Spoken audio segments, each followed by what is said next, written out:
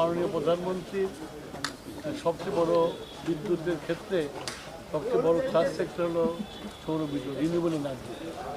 এবং আমাদের সিরাজগঞ্জে রিনিউয়েবল এনার্জি প্রচুর জায়গা আছে এবং আমরা ভবিষ্যতে এখানে জায়গাটা বড় করবেন তো সবাই যেতে পারবে, যাতে করতে পারি এটা দেখে গেলাম। হ্যাঁ, বড় করে জায়গাটা বড় করে।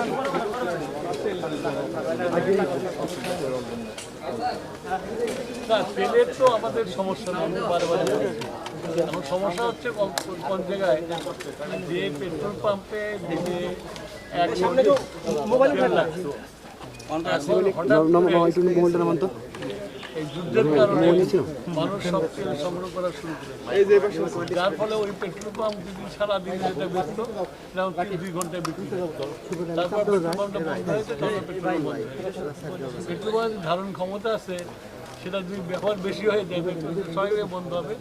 তেল সরবরাহ সবসময় আছে এবং আমি সারা দেশের আমাদের জেলা প্রশাসন এদের সাথে কথা বলেছি, তারা মনিটর করছে। তবে এই যে হঠাৎ করে বেড়ে যাওয়ার মধ্যে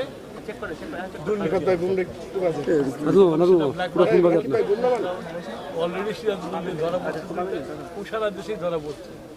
এইটাই জনগণের কাছে আমার আবেদন থাকবে যে ওনারা যেন নিজেরা এটাকে দেখেন এবং প্রশাসন থেকে এই ব্যাপারে কাজ করে যাচ্ছে, তাদেরকে সহযোগিতা করতে হবে। নদী তো অনেক চর রয়েছে, আপনি যদি বলছেন যে নবায়ন দেখো আমাদের সিরাজগঞ্জে দমন নদী সহ অনেক চর আছে, সেই জায়গায় আসলে ভবিষ্যতে সরকারের আমাদের সরকারের লক্ষ্য হচ্ছিল যে আমাদের কোনো জমি খালি থাকবে না, সেখান থেকে যদি আমরা সৌর বিদ্যুৎ উৎপাদন করতে পারি তাহলে সেখান থেকে সৌর মন্ত্রী মহোদয়, আমরা জানি যে সিরাজগঞ্জের যে পাওয়ার প্ল্যান্ট সেখানে 1250 মেগাওয়াট বিদ্যুৎ ধারণ ক্ষমতা, সেখানে অর্ধেক উৎপাদন হচ্ছে জ্বালানি।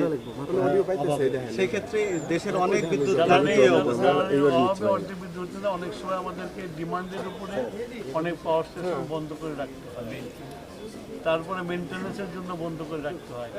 এখন আমার যে ডিমান্ড আছে সেই ডিমান্ড অনুসারে বিদ্যুৎ উৎপাদিত হচ্ছে, যার ফলে আমাদের এই যে রোজা পার হয়ে গেল কখনো কোনো ডিসরাপশন হয়নি। এখন ঝড় হয়ে গেলে যদি কিছুক্ষণ বিদ্যুৎ না থাকে সেটা লোডশেডিং। সেক্ষেত্রে এই যে জীবাশ্ম জ্বালানির উপর নির্ভরতা কমে সোলারের প্রতি আপনাদের সরকারের কোনো, আমি তো প্রথমেই বললাম যে আমাদের মাননীয় প্রধানমন্ত্রী ফার্স্ট সেক্টর হচ্ছিল যে ফসিল ফুয়েল থেকে এই ন্যাচারাল রিনিউয়েবল এনার্জি চলে যাবে, এটা ওনার প্ল্যান এবং ওনার কর্মী হিসেবে আমরা কাজ করে